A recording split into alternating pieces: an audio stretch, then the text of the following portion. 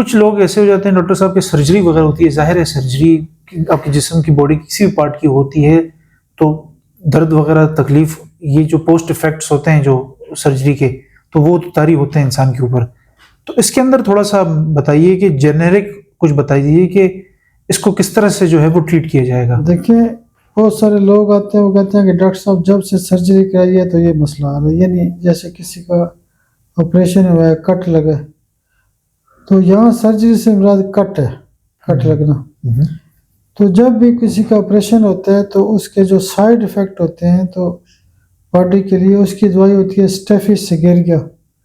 दूसरे नंबर पे आप सपोर्ट के तौर पे कैलेंडुला भी दे सकते हैं, अर्निका दे सकते हैं जी। टूथ एक ही हो जाता है अगर किसी को दांत का दर्द और वो काबिल बर्दाश्त ना हो तो इस हवाले से होम्योपैथिक में कौन सी मेडिसिन है जो बड़ी इफेक्टिव काम करेगी? देखिए प्लाटिंगो मेजर 1 में टॉप पे है दांत दर्द की दवाई। बाकी कैमोमिला बहुत अच्छा काम करती है, स्टेफिस बहुत अच्छा काम करती है, मर्कसाल भी काम करती है।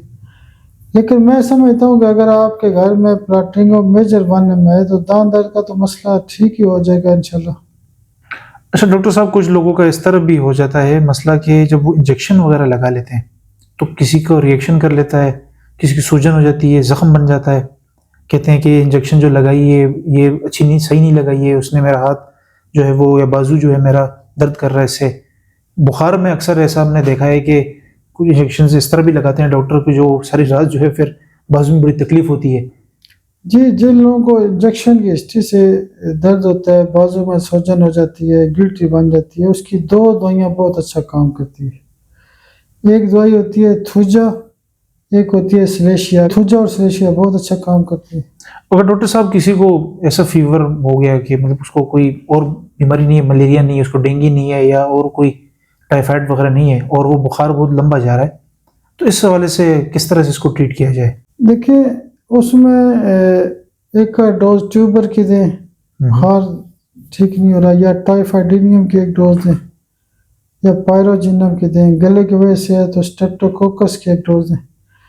देखिए, होम्योपैथी के अंदर रुकावटों को ठीक करना ये भी बड़ा फन है। ऐसा ही है बिल्कुल। तो जब रुकावटें होती हैं तो एक का डोज ही काफ़ी होती है। कुछ लोगों को माउथ ब्लिस्टर भी हो जाता है, मुंह में छाले पड़ जाते हैं, कहते हैं सूजन हो रही है बहुत ज़्यादा, गर्म ठंडा खा लेते हैं, तो इसमें किस तरह से होम्योपैथिक ट्रीट करेगा इसको? देखिए, मुंह के जो छाले होते हैं ये बेसिकली सिफिलिस लेवल का केस हो जाता है। तो रोज़मर्रा के जो केस होते हैं उसमें मर्कसाल, बोरक्स और एसिड 200 पावर में, यानी मुंह के छाले बेहतरीन ठीक होते हैं। ये एक बड़ा मसला है। बच्चों में हो तो बोरक्स, खवातीन में हो तो बोरक्स, बाकी छोटे बड़ों में यानी 3 दवाइयाँ अल्टरनेट करके मर्कसाल, बोरक्स और एसिड बहुत अच्छा काम करती हैं। डॉक्टर साहब जाते जाते ऑडियंस के लिए कोई मैसेज देना चाहते हैं? देखिए, मैसेज यही है कि इमरजेंसी के हवाले से जितने भी मसाइल होते हैं होम्योपैथी में बेहतरीन ठीक किए जाते हैं। ये मुनासिब नहीं होता कि हम वक्त से पहले कह दें जी ये ठीक नहीं हो सकता। हम तो कोई ना कोई अपना केस भी लगाते रहते हैं, कोई ना कोई शेयर करते रहते हैं। तो इमरजेंसी में ज़रूर फोकस करें होम्योपैथी को। इमरजेंसी के मसाइल ठीक हो जाते हैं, अल्लाह का शुक्र है, इमरजेंसी हल होती है। डॉक्टर साहब बहुत शुक्रिया, आज का पॉडकास्ट हम यही इख्तिताम करते हैं इंशाल्लाह।